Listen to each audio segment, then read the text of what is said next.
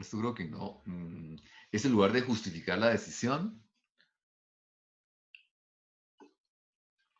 Aquí digo, problemas existen cuando no tenemos la solución. Aquí ya tenemos la solución. En la sentencia ya está tomada la solución, luego el problema no existe. Ya se solucionó y se va a explicar cómo. Este es un poco lo que yo indicaba de por qué ser directo, ¿cierto? Eh, ya en la estructura de la sentencia uno va a hablar de antecedentes, normas o hechos, ¿cierto? Lo que uno no debería incluir son hechos irrelevantes, hechos superados, hechos no necesarios para entender la decisión, normas no aplicables, simples que no requieren análisis con explicación jurisprudencial o doctrinaria necesaria, generales para llegar al caso. A veces, digamos, en los irrelevantes ya puse el ejemplo, ¿cierto? Ya puse el ejemplo de por qué un hecho irrelevante, pues lo saca, le hace perder a uno la atención. O sea, yo voy a una decisión y usted por qué me echa un cuento del cual no va a deducir nada, un cuento que es un cuento. O sea, ¿por qué me echa el cuento únicamente porque el relevante lo dijo? No, o sea, échame el cuento que es pertinente, ¿cierto? Normas no aplicables. Hay una grave cosa y es el tema de hablar como tratado, ¿sí? Entonces, causales de anulación del laudo, ¿cierto? Entonces, las causales de anulación son las siguientes. Entonces, es todas las causales de anulación, ¿cierto? Y la filosofía, no, o sea, si yo me voy a referir a una causal, pues me voy a esa causal, a la que metieron a tal cosa. Nulidad. Las causales de nulidad son las siguientes. O sea, si usted me expone 6 causas de nulidad de una sentencia o de un tema, es porque yo entiendo que usted va a hacer una relación entre las demás, o que va a hacer una explicación analógica, o que por alguna razón me las está exponiendo todas. Pero si no hay ninguna razón, pues ponérmelas todas y póngame una, la que es. ¿Para dónde vamos? O sea, no me haga perder en cosas jurídicas que no me llevan al punto necesario. Impertinentes, no necesarios para adoptar la decisión y llegamos a la decisión. Entonces, la idea de esto sería llegar directamente a lo anterior. Los franceses que cambiaron esa forma de exposición, en las sentencias decían, que eso lo utilizamos en penal, visto que, resuelve. Eso lo tienen ellos lo que llamaba la frase única. Y la frase única la hacían para controlar que en la motivación de la sentencia no se dijera nada que fuera impertinente. De manera que usted como redactaba una sola frase, para llegar a la decisión decía, esta decisión se toma visto que, y llegaba a la decisión. Y eso lo hacía, repito, para controlar que no nos saliéramos de lo que es impertinente. Esto está visto ya, yo voy a pasar porque quiero entrar ya al esquema. Simplemente si veo algo que sea importante aquí, lo digo. Esta es la primera parte que hacemos, que es la primera parte de introducción de la decisión, donde se expone el litigio, que es la base del problema. Eh, ¿Qué decisión voy a tomar? ¿Por qué voy a tomar la decisión? Y luego, cómo divido los argumentos para explicarlos adecuadamente. En argumentos y en división de clasificación, cuando uno lo hace, hay de hechos, hay gente que habla de hechos y eventos, hay una división que hacen los argumentadores en hechos y eventos, para decir que un evento es algo esencial en una relación contractual, una relación jurídica, que es muy importante. Hay argumentos coincidentes, contrarios, directos, indirectos, que apoyan otro argumento, procesales, sustanciales, sencillos, importantes. Digamos que es una clasificación que uno haría al momento de definir el problema. Creo yo que los primeros argumentos que hay que mirar son los procesales. Uno, competencia, caducidad, legitimación, cosa juzgada, idoneidad, vía procesal adecuada. Yo aquí simplemente hago una pequeña referencia al tema de la legitimación, que a veces, digamos que nos enreda un poco, ¿cierto? ¿Qué es lo que yo creería frente a la legitimación? La legitimación es importante cuando la legitimación define el proceso. O sea, cuando yo digo, en la medida en que ningún demandado estaba legitimado, voy a rechazarlo por legitimación en la causa, es importante hablar de la legitimación en la causa, porque la legitimación en la causa es la que va a definir el problema. En los demás casos no es tan importante. O sea, en los demás casos, cuando yo de todo modo voy a entrar al fondo, el hecho de decir está legitimado o no está legitimado, probó el daño o no probó el daño, deja de ser importante. O sea, la legitimación es realmente importante como dato en una sentencia cuando a partir de la decisión sobre legitimación yo rechazo las pretensiones de la demanda. Eso me parece que ahí es importante, los restos no es tan importante. Argumentos sustanciales. Yo quiero ya llegar a la expresión del litigio en que está de acuerdo, que está aprobado, sobre qué no hay discusión, qué afirme y quiere cada parte, cuál es la controversia explicada sintéticamente. Entonces, este es como el plan del objeto del litigio, en que están de acuerdo las partes, que está aprobado, sobre qué no hay discusión y cuál es la controversia. Y digamos allí qué afirma y qué quiere cada parte, y repito aquí cuál es la almendra, cuál es la controversia explicada sintéticamente. Bien, ¿hasta aquí hay una pregunta? ¿O pasamos al esquema? ¿Qué es el que estamos todavía todos ahí o ya estoy solo Sí, aquí señor, hablando? acá estamos No, todos. aquí estamos. Acá seguimos. Ah, bueno, muchas gracias. Muchas gracias. Sí, señor. Entonces, digamos que la propuesta de esquema de la decisión sería esta. Esta es la propuesta de esquema, ya me parece bueno explicarlo arrancando, ¿cierto? Pues un encabezamiento, el asunto, o sea, vamos a mirar qué debería estar en el asunto y por qué. Una introducción en la cual vamos a hablar de la regularidad del proceso, presupuestos, objeto y procede de la sala A, que es lo que decimos siempre. Nosotros lo que estamos proponiendo un poco es que esta competencia, este punto de competencia que se estudiaba al principio de las consideraciones, lo estudiemos al principio de la sentencia. Porque me parece que eso no permite pasar fácilmente los antecedentes a las consideraciones. Uno viene con todos los antecedentes, dijo, la parte demandante dijo esto, la parte demandado dijo esto, y cuando ya va a decidir, se mete en un tema como que es la competencia, que yo creo que debería estar al principio. Si yo al principio voy a decir, despacho tal, no sé qué asunto, y arranco, visto que no hay irregularidades del proceso, que están cumplidas nulidades, pues yo ahí tendría que decir una vez, y visto que soy competente. O sea, yo creo que eso, la idea nuestra es pasarla para arriba, ¿cierto? En el asunto van las resoluciones, se van a copiar la parte resolutiva de la primera instancia, también me refiero ya por partes a eso.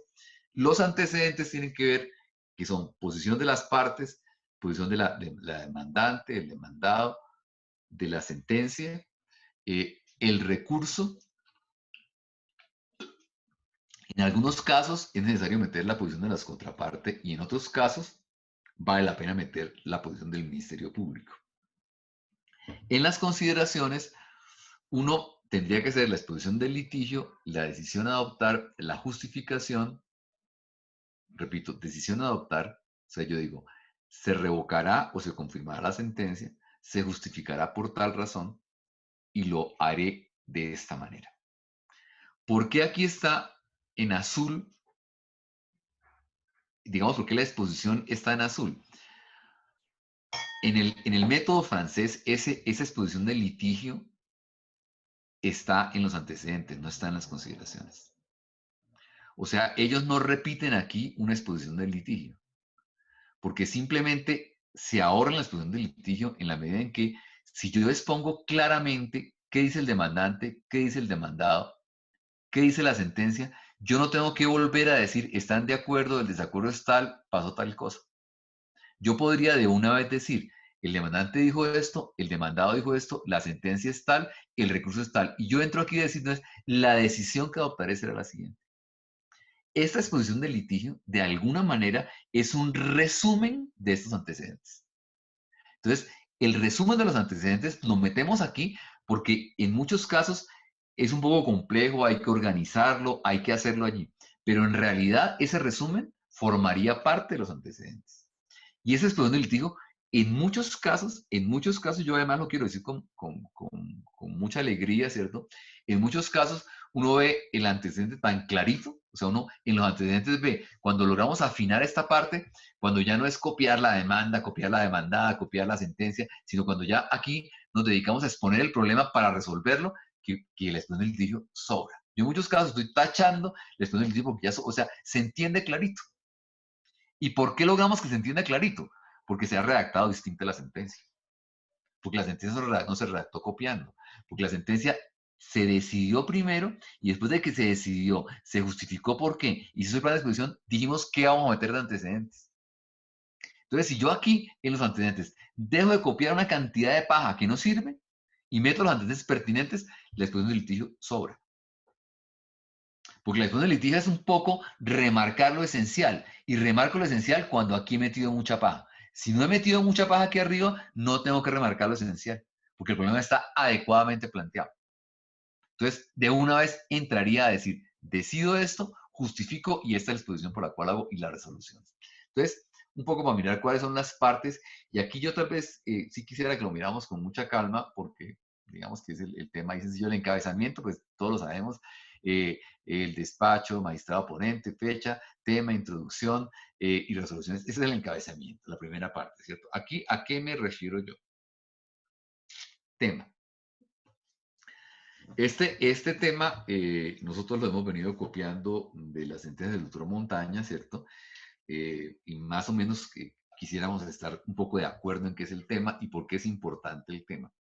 Esa referencia que se pone al principio del encabezamiento del tema es muy importante. Es muy importante porque le permite a uno saber qué va a leer, pero de entrada. Entonces, si yo digo, el tema es, ¿qué tema es? Responsabilidad del Estado, apropiación de la libertad. Yo ya sé de qué estamos hablando. Contractual, nulidad de la adjudicación, repetición. Yo ya sé de qué se trata la sentencia.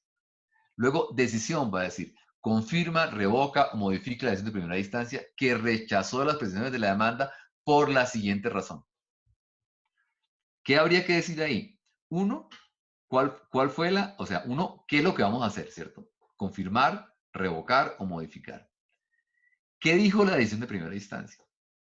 ¿Y por qué vamos a revocar? O simplemente a veces la confirmación no requiere nada. Pero si a uno le dicen, en esta sentencia se revoca, se confirma la primera instancia por tal razón, lo tiene allí. Y lo último es temas relevantes, ¿cierto?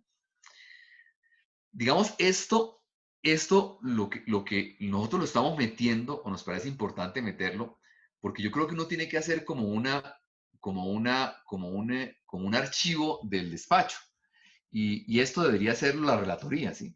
Pero la relatoría no la hace, ¿no? Uno busca en relatoría en las sentencias y entonces dice sentencia tal y es más larga, son más largos los resúmenes que hacen al principio en la relatoría de los temas relevantes que la sentencia. Entonces, si uno metiera aquí el tema relevante, y pudiera después clasificarlo, eso le permite, nosotros hemos hecho un índice de las sentencias del año pasado, y con eso le permite a uno no repetir cosas que ya dijo. Entonces, culpa de la víctima debe estudiarse en concreto. Entonces, yo ya eché un discursito sobre eso, pues búsquelo, ahí está. Entonces, eso debería estar en el tema. Objetos, ¿cierto? Permitir la identificación. Anunciarle al decisor que va a leer. Otro que eso es un tema que yo no sabía, pero la gente lo ha dicho, controlar la parte resolutiva, creo que lo dice Alberto, ¿cierto? Es un poco saber qué se dijo al final, o sea, que uno sepa qué se dijo y que no cambien la decisión. Es un tema que yo no sabía, pero lo pongo allí, ¿cierto?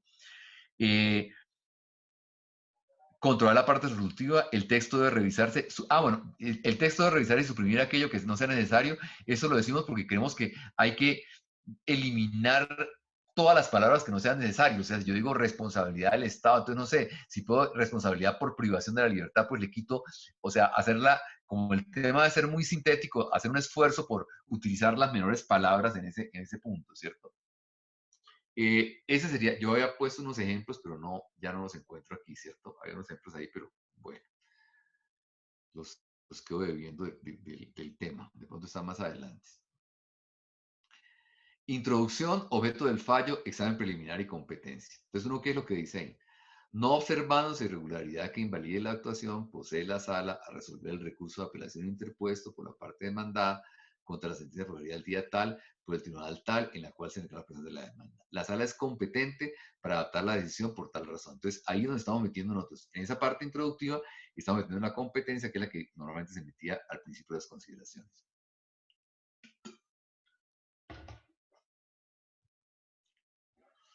Objeto del fallo.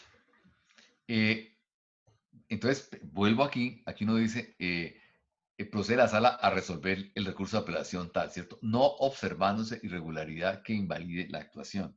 Eso es un cuento que hay que pensarlo, hay que echarlo bien, ¿cierto? Entonces, uno es cuál es el objeto de la decisión. Se estudia la regularidad, que sea regular la actuación, ya miramos eso. El objeto de la decisión es resolver el recurso de apelación interpuesto por o decidir el grado final de consulta. O sea, ¿qué es lo que vamos a hacer? Es importante decirlo ahí, ¿cierto? La decisión rechazó, accedió totalmente a las pretensiones. Las resoluciones deben transcribirse principalmente para poder comparar la parte resolutiva del fallo de segunda instancia con la del fallo de primera instancia. Si es de rechazo, o sea, si la sentencia, en la sentencia estamos rechazando, si en la sentencia de primera instancia se rechazaron las pretensiones, la regla general es que no se requiera copiarlo. A veces es necesario copiarlo, a veces, por ejemplo, el tribunal lo que hizo fue rechazar una excepción, declarar la caducidad, luego de declarar la excepción se pronunció de fondo o inhibitorio. En ocasiones es bueno o es necesario copiar la parte resolutiva de la sentencia, siendo de rechazo. Digamos que lo importante es saber que lo clave o sea, la necesidad de meter la parte resolutiva es poder comparar qué estoy resolviendo yo en segunda instancia y qué se resolvió en primera instancia. O sea, eso es lo fundamental. O sea, por eso es que es necesario meter la resolutiva, para ver que está resuelto todo, para ver que si se revoqué o sea, para que quede clarito en la sentencia qué fue lo que revoqué o qué fue lo que confirmé. Entonces, por eso me parece que es fundamental hacerlo. Y por eso, en algunos casos, cuando se niega, también vale la pena copiarlo. Regularidad de la actuación, pues hay que hacer un control de legalidad. Dice, agotada cada etapa, el juez debe realizar el control de legalidad. Yo aquí pongo unas cosas que valdría la pena mirar ahí, ¿cierto? Entonces, sobre todo en segunda instancia, hay irregularidad en segunda instancia. Se resolvieron las peticiones de pruebas, se practicaron, se corrieron los traslados, fueron correctamente notificadas las providencias, hay nulidades en la primera instancia, se sanearon por no alegación, son saneables, deben ponerse en conocimiento de las partes, incluir una consideración cuando sea necesario. Por ejemplo, se prescindió de una prueba, no se practicó una prueba, pues hay que decir por qué no se practicó la prueba. A veces la prueba de oficio se hizo y en segunda instancia se pidió una prueba de oficio que el dictamen pericial y el médico nunca vino, nunca la hicieron, pasaron años y años y no pasó y finalmente se decide. Pues hay que decir, aquí se decretó una prueba de segunda instancia y por tal razón no se practicó y ocurrió tal cosa. Pero hay que, digamos que ese control de legalidad está metido esto, podríamos ampliarlo, podríamos meter muchas más cosas, pero la idea es como tener una lista de chequeo de las cosas que hay que mirar allí. Antecedentes. Los antecedentes. Entonces, un primer punto es, los antecedentes no implican copiar todo lo que pasó. O sea, no implica, cuando hemos dicho posiciones de las partes del demandante, el demandado, la sentencia y la segunda instancia.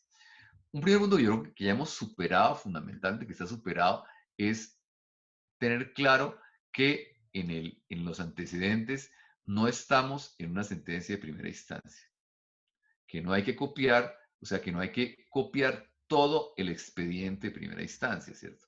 Yo, por ejemplo, creo a ratos, claro, la demanda, o sea, qué dijo el demandante, qué dijo al contestar, pero, por ejemplo, los alegatos de primera instancia, yo no creo que uno tenga que referirse a que el demandante alegó en primera instancia, dijo tal cosa, a mí me parece que eso sobra, porque lo que yo voy a hacer es resolver el recurso de apelación. O sea, el propósito mío es decir, la sentencia dijo esto, las partes dijeron esto y la decisión es aquella.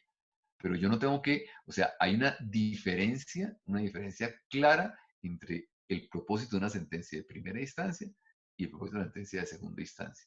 O sea, yo aquí lo que estoy haciendo es revisar una decisión. Y si yo reviso una decisión, no tengo que echar todo el cuento que hubo excepciones, que hubo una nulidad, que hubo un recurso, que pasó tal cosa, sobre todo si no tienen ninguna pertinencia para la decisión, porque eso nos pierde. Entonces, tiene que contextualizar no solo los antecedentes procesales propios de la sentencia de primera instancia, qué se debe incluir en ellos, será que las excepciones, recursos, nulidades o asuntos resueltos en primera instancia no se deben resolver, no hay que tratarlos nuevamente en la sentencia de segunda instancia, porque respecto a ellos no se va a tomar ninguna decisión, luego no deben incluirse. Esto lo dice Juan Montero de Aroca para un poco decir que el proceso va pasando. Entonces dice el demandante presenta la demanda sin saber qué contesta el demandado.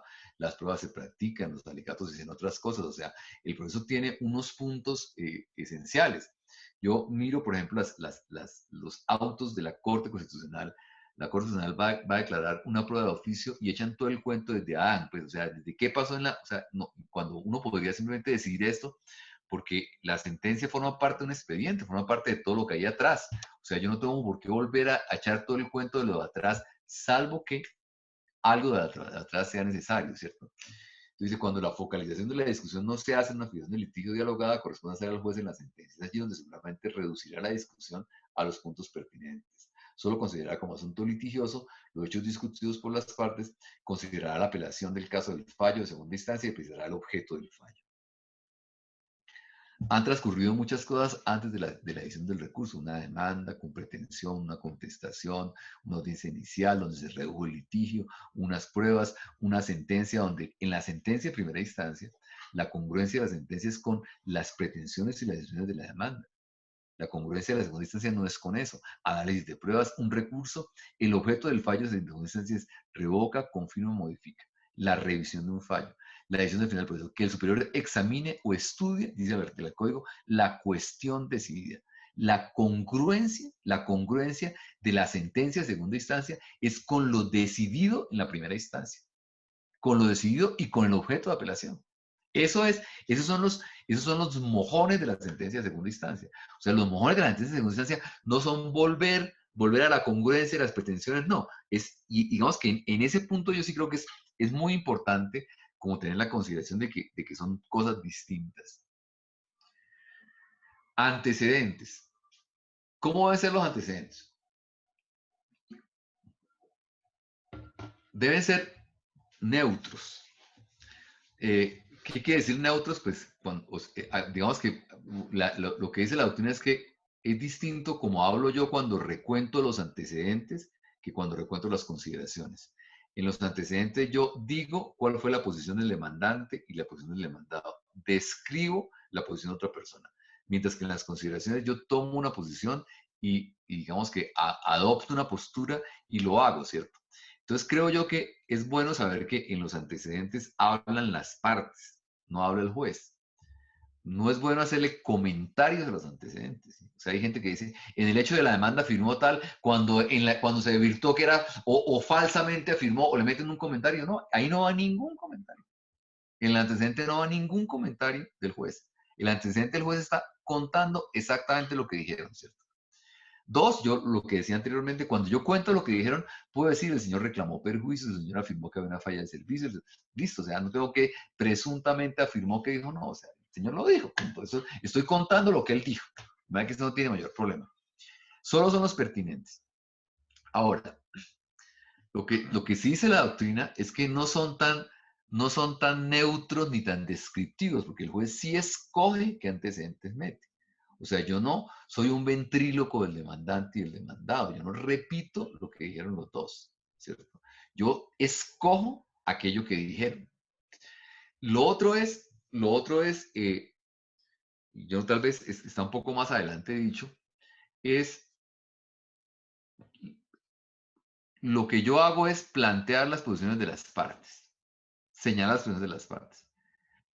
A veces las posiciones de las partes son muy confusas.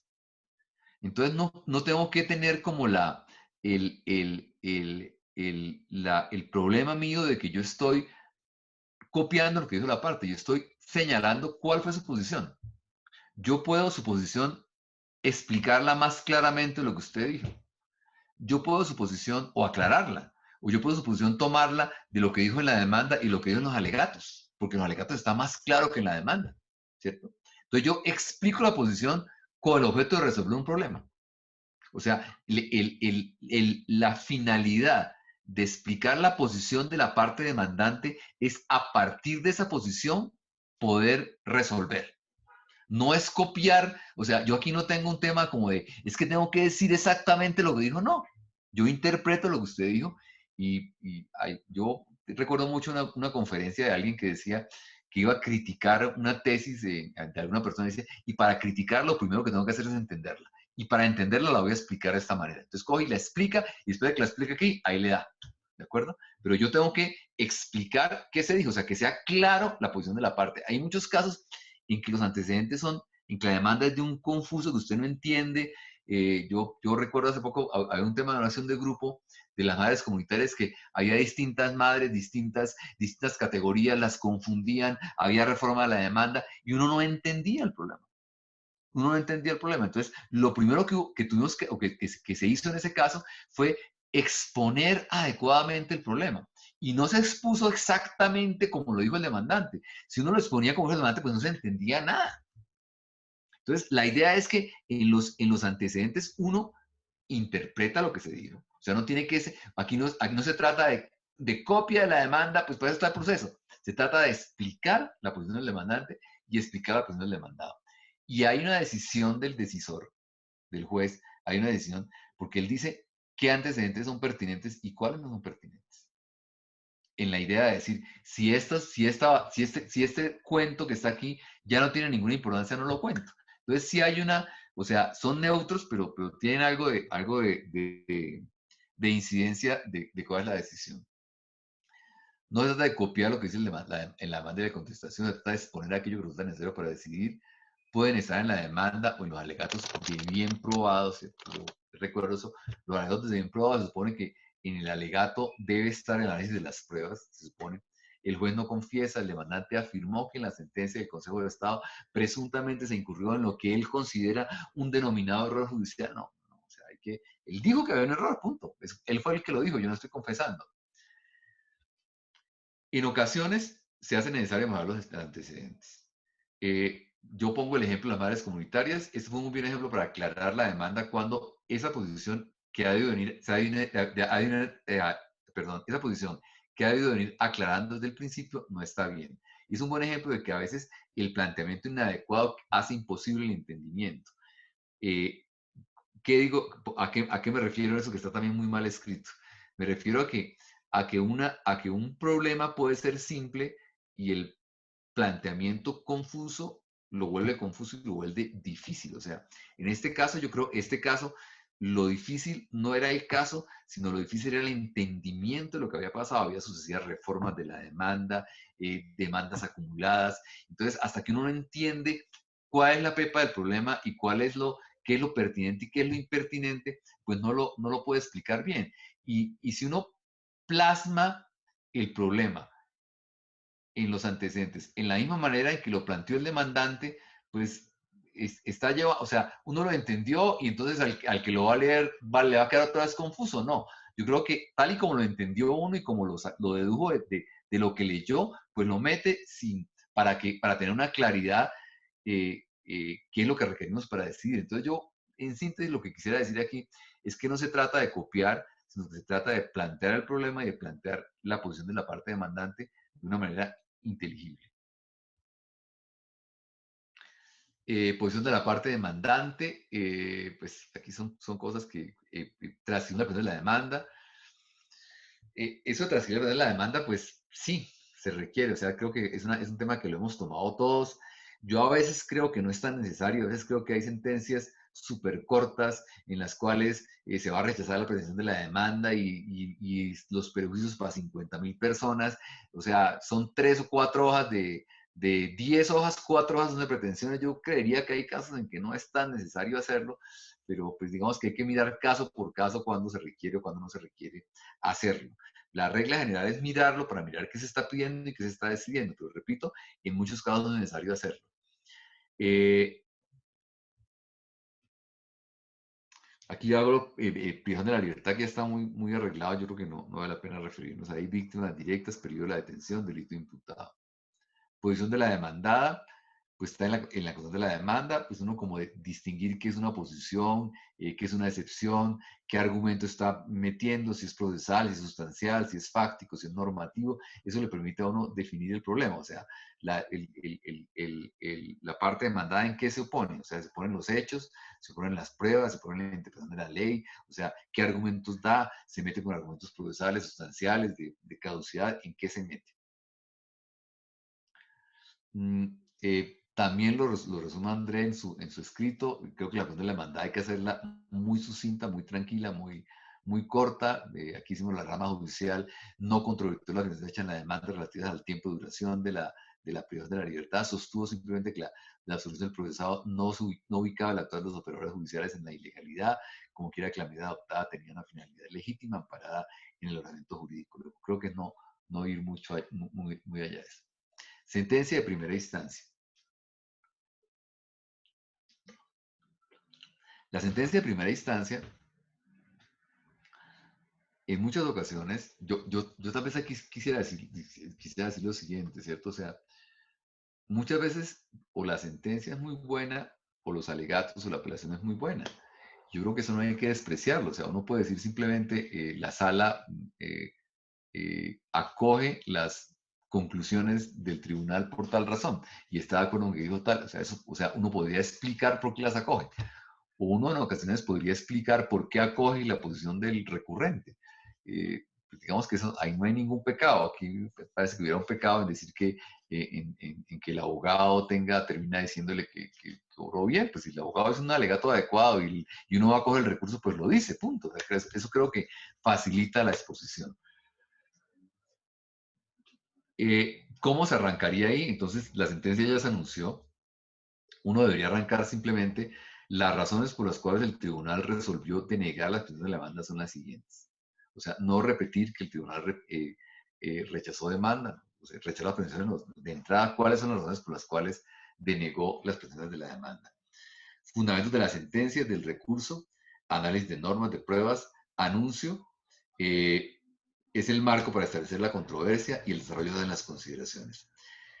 Se trata de no repetir en los antecedentes y en las consideraciones.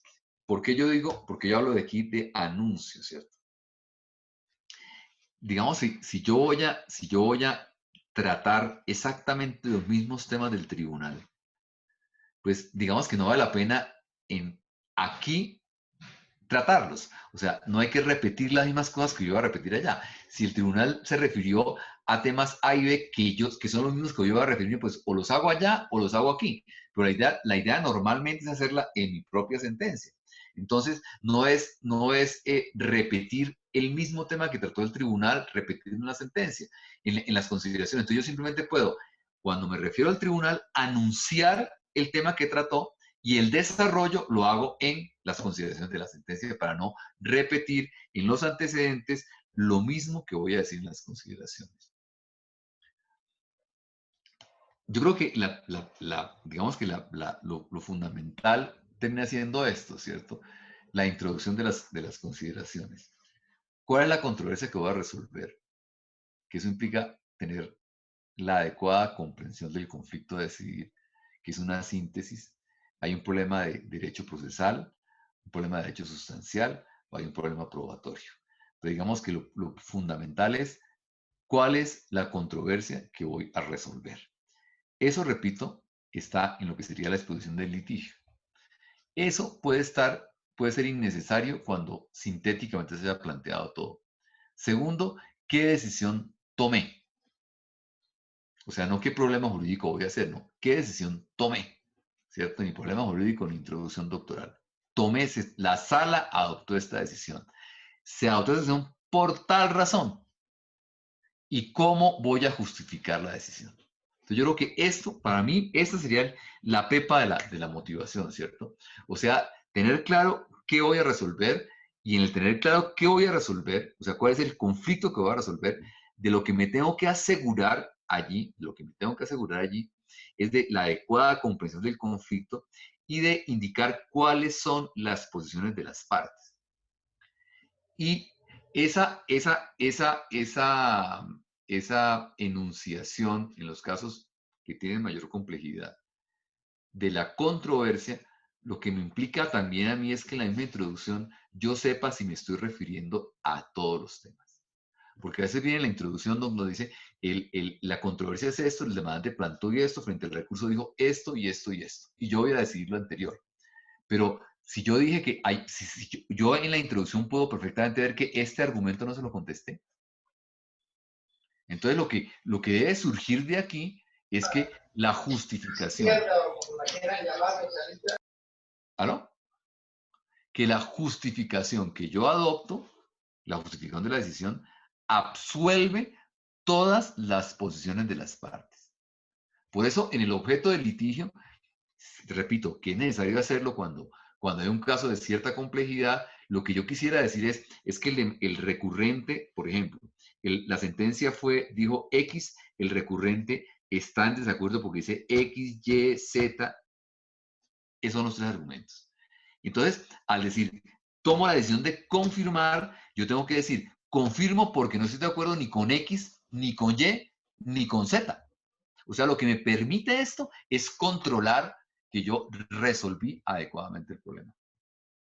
Porque no basta plantear adecuadamente el problema. Yo planteo adecuadamente el problema cuando considero dentro del mismo el tema dialéctico lo que dijo el demandante y lo que dijo el demandado. Lo que pide el demandante y lo que pide el demandado. Ahí está adecuadamente planteado el problema. Pero solamente está resuelto adecuadamente cuando yo le contesté cada cosa a las partes. Sobre todo, si estamos hablando de un recurso, cuando yo le contesté todo a todas las objeciones que el demandante le formuló a la sentencia. Entonces, eso es lo que permite digamos que esta forma de plan.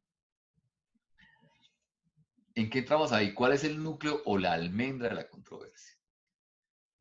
Lo que hablábamos de poner el ropaje al problema, de quitar el problema del proyecto de tesis, cuál es el objeto de la conferencia, o sea, o sea, es el punto en que yo logro decir, aquí el problema es el siguiente.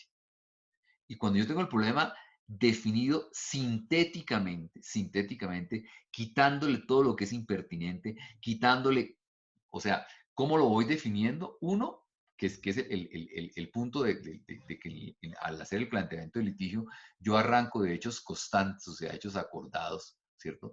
Esos hechos acordados me dicen, no hay discusión sobre el contrato, no hay discusión sobre la validez, no hay discusión sobre el incumplimiento, por ejemplo. La discusión es exclusivamente sobre la proporción de la cláusula penal. Entonces, ahí yo tengo un problema chiquitico.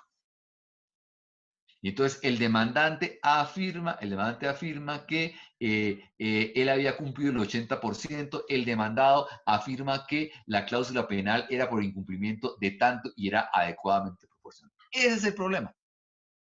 Entonces yo lo tengo clarito, lo voy achiquitando, ¿cierto?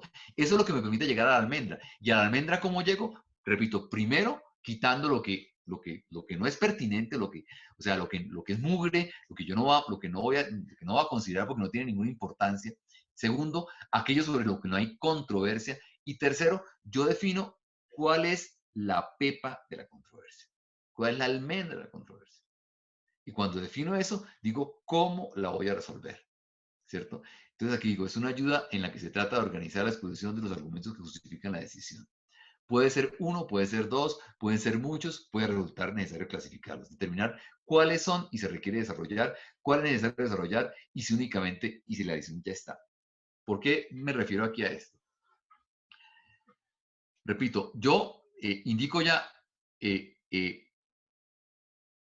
cuál es el núcleo, el cómo lo voy a resolver, podría ser el problema jurídico que yo estudio internamente, o sea, es la ayuda que me permite a mí decir, o sea, yo tal vez ese cómo lo voy a resolver no va a estar incluido en las consideraciones.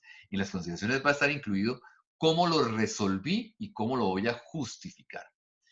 Pero ¿por qué tendría que organizar la exposición? Porque tengo que saber qué es lo procesal, qué es lo sustancial, qué es lo esencial. Esto es lo que me permite llegar a la almendra del problema.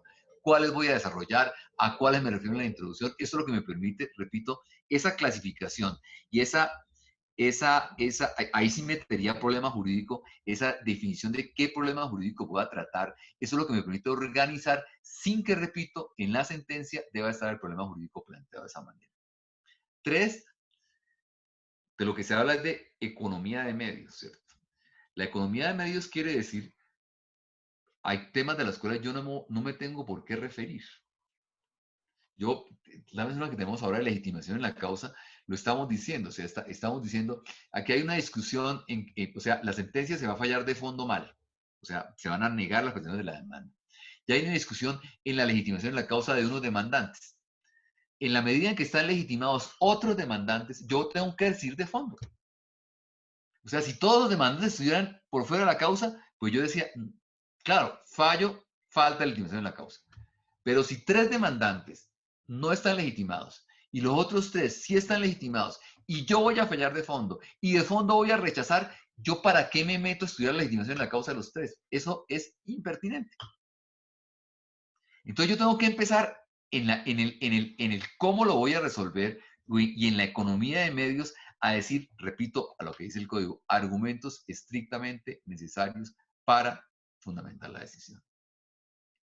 Yo vuelvo al tema, ¿cierto? Hay muchas demandas, muchos procesos en que arrancamos, porque es como un orden establecido que tenemos ahí, siempre hay que seguirlo. Legitimación en la causa. Los demandantes acreditaron y acreditaron y acreditaron. A ver, si vamos a rechazar la presentación de la demanda, ¿para qué hacemos ese cuento? O sea, a mí para qué me interesa acreditar que el señor era el papá del que estaba pidiendo la libertad, o que era el hermano, o que era el concubino, si yo voy a rechazar la demanda. O sea, ¿cuál es el objeto de meterme en el cuento de ese total? O en otros casos, o si está aprobado los perjuicios, está, no, o sea, hay temas que resultan irrelevantes teniendo en cuenta cómo los plantee uno. Entonces, el planteamiento tiene que ser, cuando yo digo voy a decidir por tal razón, eso me quita la basura de muchos temas distintos que no tengo que tratar.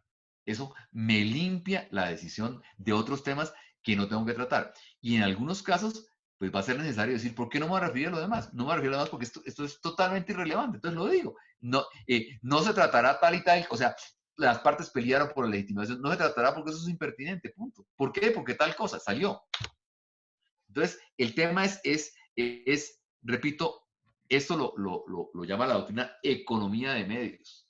O sea, no se desgaste haciendo argumentos que en realidad son impertinentes. O sea, el argumento es el suficiente para decidir.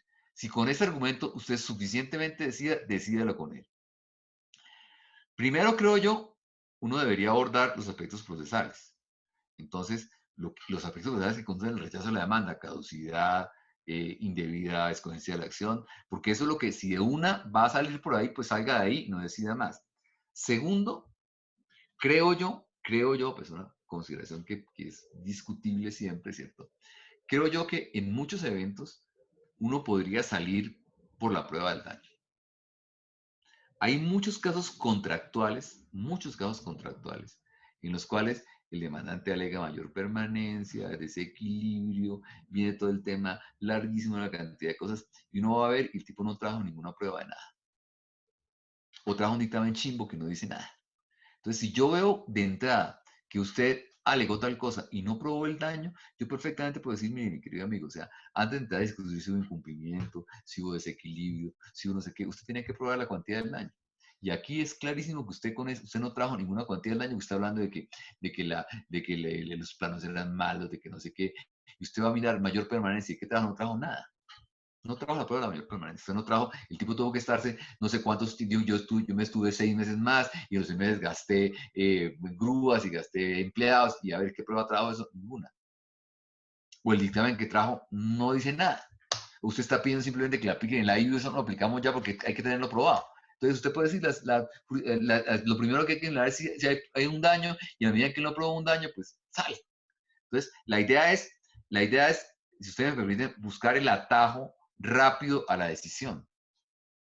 Si usted tiene un atajo rápido a la decisión que no le requiere estudiar lo demás, pues lo demás puede ser pérdida de tiempo. Tanto cuando va a condenar como cuando va a absolver, es posible que lo demás termine siendo, digamos que innecesario. Este es un ejemplo del doctor Montaña, creo que es una, O sea, si en error judicial ya hemos dicho, en error judicial hemos dicho que hay que establecer un daño y que el daño debe ser distinto al demás. Entonces, en todos esos casos, digamos que ¿para qué nos metemos con todo el cuento de si hubo error, si no hubo error, si no sé qué? No es clarito. Usted aquí está obligado a decir, cuando yo demando por error judicial, está obligado a formar una pretensión a decir el daño que se me generó fue el siguiente. Usted no puede venir aquí a hacer una tercera instancia en la reparación directa. Punto. Y muchas personas no lo hacen, o sea, ni establecen cuál es el daño. Entonces, si usted tiene eso clarito desde el principio, pues simplemente no hay daño. O sea, usted aquí no reclamó ningún daño, ni hay ningún daño distinto de la apelación. Entonces, con ese argumento lo saca sin necesidad de meterse a otras cosas que me parece que es lo que podría ser. En la introducción de las consideraciones de ese primer párrafo de exposición de litigio, síntesis de la controversia, hechos probados o constantes, posiciones, disposiciones y peticiones de las partes, las pertinentes, en relación con las que tomar. Segundo párrafo, decisión de lo que yo voy a adoptar. Y justificación de la misma. Entonces yo tal vez diría, primer párrafo que en muchos casos puede ser eliminado, es la controversia es esta. Segundo párrafo, la decisión es esta. Y la justificación de la decisión es esta. O sea, se toma esta decisión por tal razón. Y para explicar eso, me referiré, entonces yo digo, al tener que hacerlo, me referiré a los hechos probados o al no sé, enriquecimiento sin causa, al marco de enriquecimiento sin causa y a los hechos probados. Punto. ¿Cierto?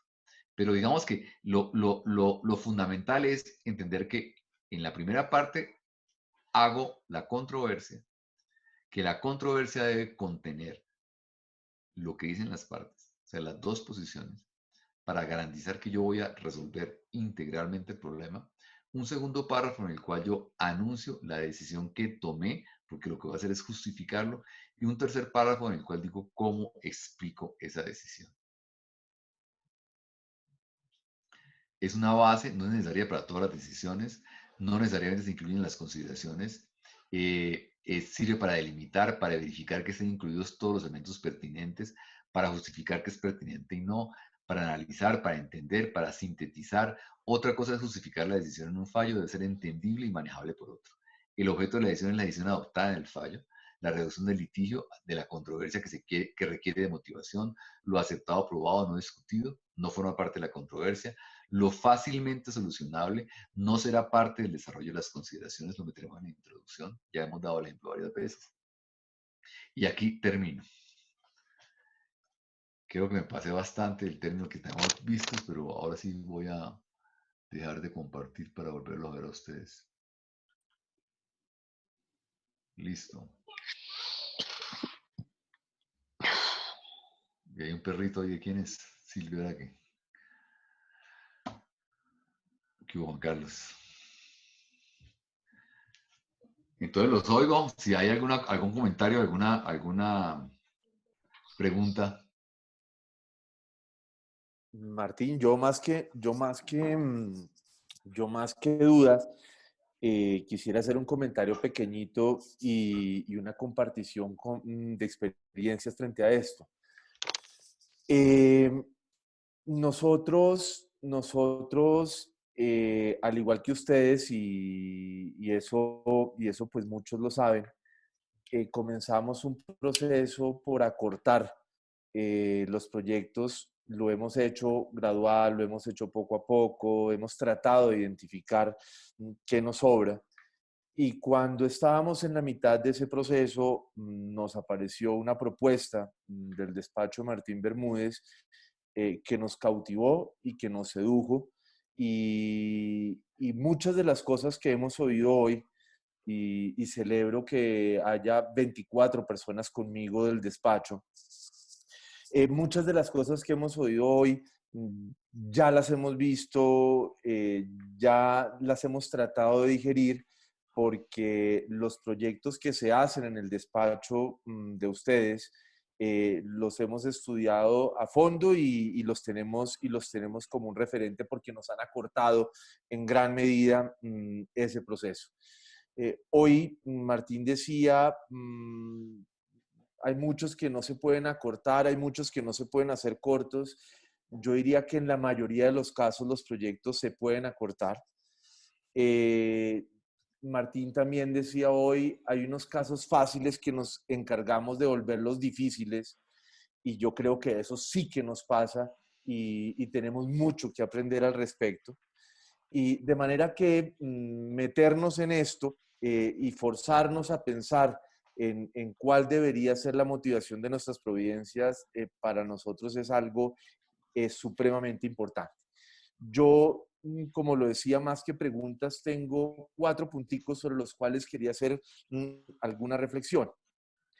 La primera es recordar que nosotros somos un juez colegiado y que toda la reflexión sobre la motivación de las providencias en relación con un juez unipersonal y un juez colegiado tienen algo diferente, porque la providencia y sobre todo sus antecedentes son nuestra aproximación al expediente para muchos que no lo hemos tenido y que ni siquiera lo hemos discutido previamente.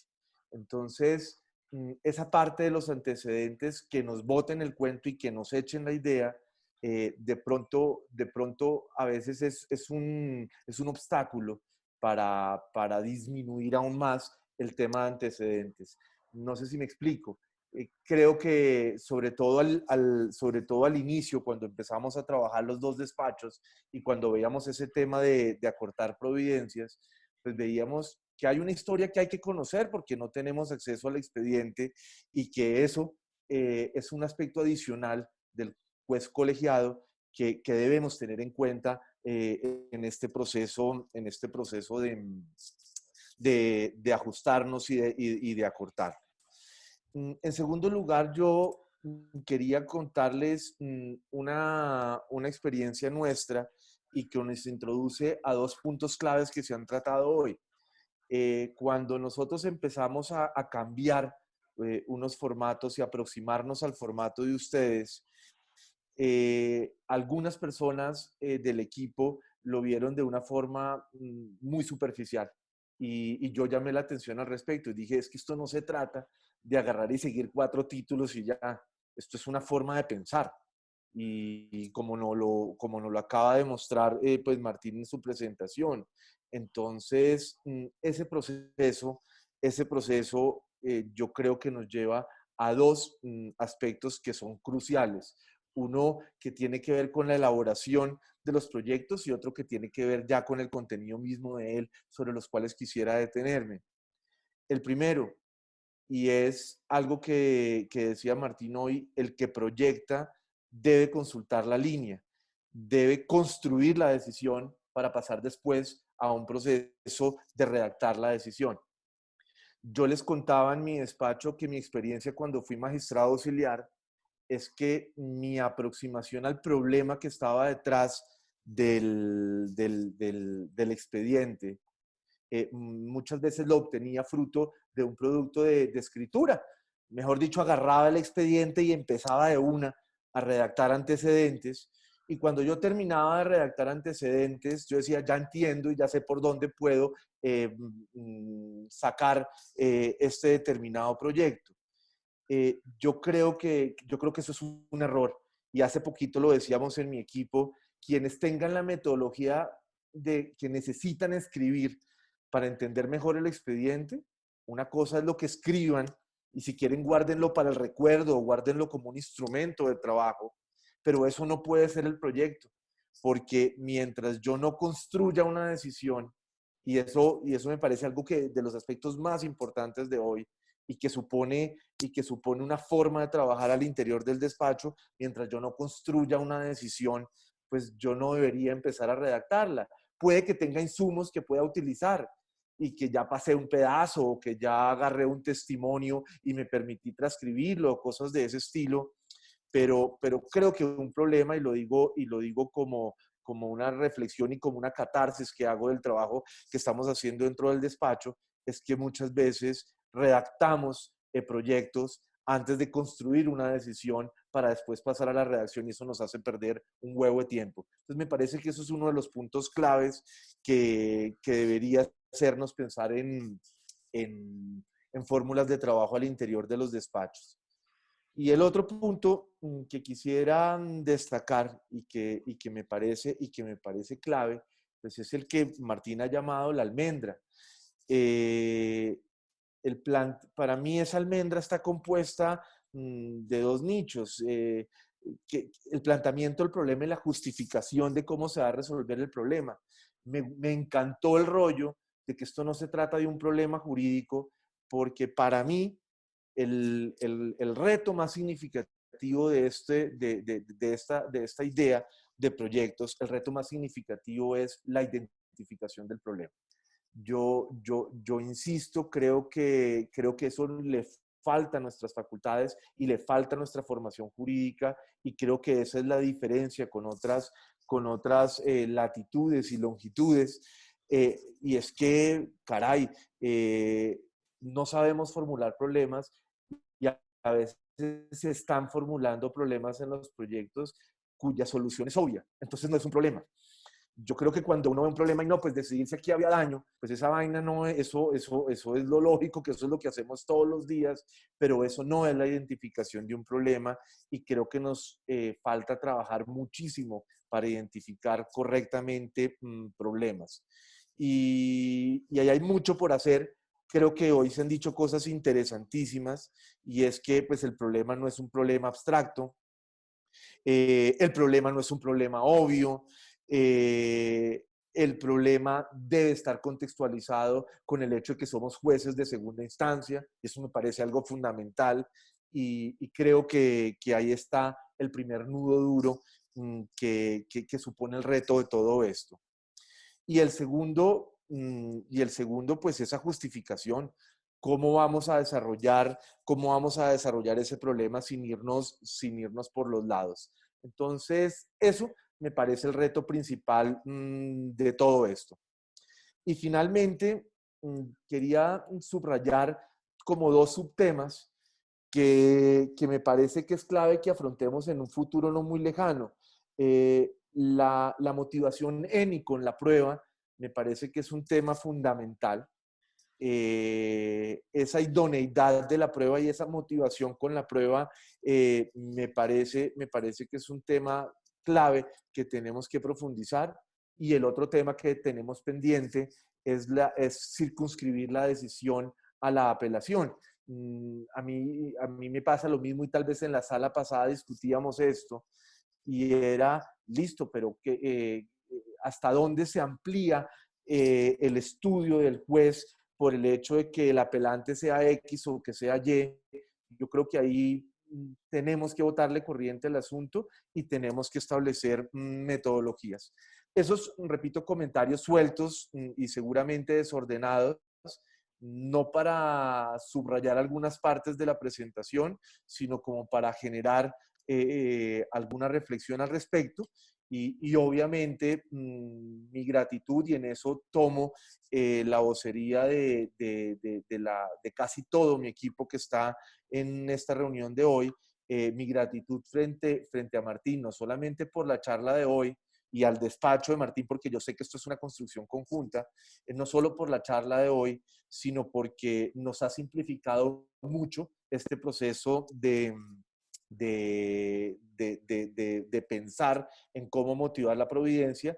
Es un problema conjunto, y si lo hacemos de la mano, pues me parece importantísimo. Digo, si lo hacemos de la mano todos en la subsección. De manera que mil gracias, repito, no solo por la conferencia o la presentación de hoy, sino por todo este trabajo que ustedes han adelantado. Bueno, ¿alguien quiere decir algo más? Pero pregunto. Sí, yo tal vez. ¿Quién? No, no, señor, gracias. ¿No? Ok. Yo tal vez o sea, el tema del juez colegiado que dice Alberto es muy importante, ¿cierto? Y es muy importante porque digamos que lo que dijimos al principio, o sea, una decisión, y lo digo claramente, puede ser manipulada dependiendo de qué aspectos tomo yo y qué aspectos no tomo yo, o sea, qué aspectos de la prueba tomo yo y qué aspectos de la prueba no tomo yo. Entonces, ese es un tema crucial, pues saber que lo que tomé es lo pertinente y no lo impertinente, ¿cierto? yo creo que, digamos, eso pasa inclusive cuando uno empieza a plantear el problema como abogado-cliente. Cuando uno el cliente le cuenta la historia, uno le dice, no, me trae todo, o sea, me cuenta todo, o sea, me trae todas las cartas, o sea, me trae, o sea, aquello que a usted le parece irrelevante, esa cartica que le contestó el Invías, que dijo tal cosa, para mí es, ahí está el pleito, ¿sí? Entonces, a veces esa clasificación es complicada y obvio que aquí no, aquí en la sala no conocemos el expediente. Nosotros, o sea, cada uno de los que revisamos el proyecto, no conocemos el expediente. O sea, nosotros conocemos la decisión de primera instancia y el recurso máximo, ¿cierto? Y a veces ni siquiera alcanzamos a mirar eso. Entonces, eh, claro que la decisión de qué es pertinente y qué no es pertinente es muy importante. Y yo ahí también opino que a veces es mejor que zozobre y no que falte, ¿cierto? O sea, yo prefiero a ratos quitar de las providencias, quitar se llama en santandereano mochar, o sea, quitar lo que sobra, ¿cierto? Prefiero mochar a, a quedar con dudas. O sea, si a mí me echan una historia que digo, esta historia no tiene nada que ver, pero no, la vi y la corté, ¿cierto? A que no me cuenten algo que de pronto fue pertinente, ¿cierto? O sea, en eso no hay digamos que una decisión concreta. Otra cosa que quería decirles es que yo, digamos que en esto, lo que yo he hecho hasta ahora, aquí, en la parte teórica, no en la parte práctica, es como meter en un documento todos los extractos de doctrina que me llevan, digamos, que sustentan esto, ¿cierto? Yo creo que sería muy bueno que construyéramos conjuntamente un documento en que metiéramos todo esto, ¿cierto? Y lo metemos además con la consideración de que no todo está dicho totalmente. O sea, de que todo es variable. O sea, la experiencia le muestra a uno muchas cosas que hay que ir ajustando, que hay que ir cambiando, que esto que creímos que funcionaba de esta manera no funciona por tal razón. Entonces, creo que eso o sea, o sea, digamos que motivar decisiones es un tema muy dinámico que genera una construcción permanente y una construcción, me parece que una discusión como esta es muy buena y yo creo que uno a esto debería dedicarle mucho tiempo. O sea, nosotros llegamos a hacer el trabajo y no llegamos a pensar cómo lo hacemos. ¿Sí? Y es terrible, o sea, en el Consejo de Estado todos dictamos sentencias y nadie un día dijo, oiga, ¿por qué no miramos cómo las hacemos? ¿Sí? Los franceses tienen un informe en el que están cambiando porque, claro, la comunidad europea está diciéndoles, oiga, ustedes son muy escuetos, tienen que hacer las cosas más extensas y tienen un informe total de no sé cuántos años de mirar si en el Consejo de Estado amplían tanto las consideraciones o no. Y han hecho todos estudios para mirar y ellos tienen definido qué dice el primer párrafo, el segundo párrafo, el tercer párrafo y exactamente lo que hacen. Entonces yo creo que el método de hacer las cosas es muy importante y nos genera cosas muy buenas. Yo tal vez también quiero insistir en un tema en que una sentencia clara es mucho más fácil para criticar, ¿no? O sea, la doctrina uno cuando yo escribía sobre jurisprudencia, yo las sentencias que prefería eran las mejores, las más claras. O sea, la que más claramente dice esa, a esa hay que cascarle porque esa claríticamente dice y me permite estudiarla. O sea, cuando uno escribe como doctrina algo, académicamente algo, o sea, una sentencia de 150 hojas, pues con esa no se mete porque no le encuentra la almendra nunca, ¿sí?